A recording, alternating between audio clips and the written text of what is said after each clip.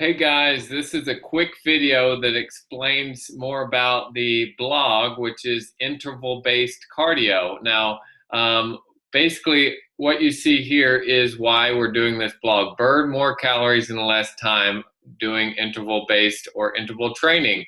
So what is this? Let me start what is interval training?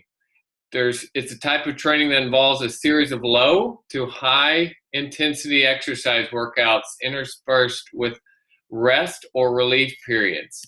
Um, the high intensity periods are typically at or close to the anaerobic exercise, which is high heartbeat, while the recovery periods may involve either complete rest or activity of a lower intensity, as you can read there. So here's the basics of interval training and why you should do it. One, you're going to burn more calories. So it has been proven. There are studies, and you can read more. But at the end of the day, hopefully you're watching this and you know, like, and trust us, and you can just understand that doing interval training is going to allow your body to burn more calories in less period of time. Two, you're going to improve your aerobic capacity, so your heart rate will improve, and also your cardiovascular endurance. You also will keep boredom at bay.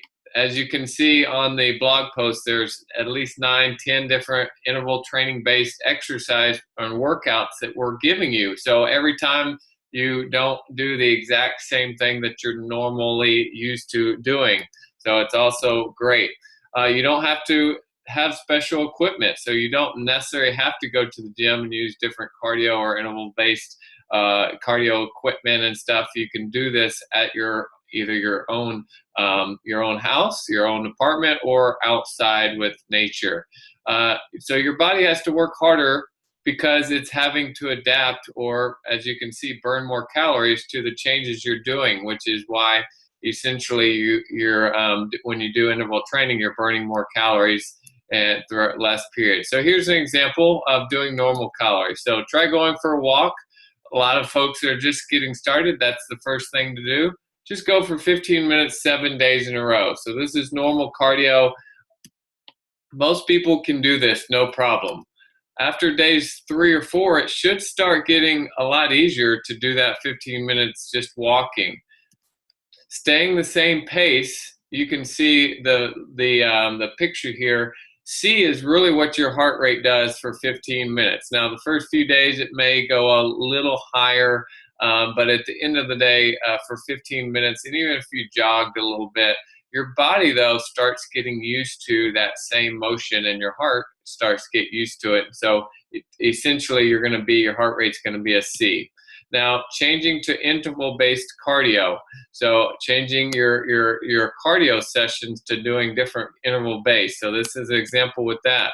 So some examples of the heart rate. So basically you go at different speeds. So you go slow pace, medium pace, and a fast pace. So you're really trying to go at different speeds in order to get your heart rate up, like I mentioned earlier, and also let your heart rate go down. So change the time of each speed. So each workout, you're changing times in each particular speed, and then don't do the same workout. So some examples would be doing 30 seconds in your slow pace, 30 seconds of your fast pace, and then 30 seconds medium pace, changing it up. So that's the blog has more examples of exactly, but at the end of the day, what you're doing is going at a higher pace to get your heart rate up, as you can see from here, going up. And then when you start going at a slower pace, your heart rate starts going down. But during the workout, as you can see, your heart rate's going up and down, which I go back to your body's having to adapt to changes it's having done, and in turn, your body burns more calories. So how to incorporate interval training best when combining both resistance training and cardio. So again, we're really talking more about cardio, but it is best. You can even do this on your resistance training. If you're in our program, you know this is what we do. 3 to 4 resistance training workouts in each week, and also 2 to 3 cardio-based training sessions each week. So if you're doing the math, that's going to be 5 to 6 times a week. Exercising, incorporating interval training. So if you're in our program or understand the basics of what interval training is, you can do it both with resistance training and cardio.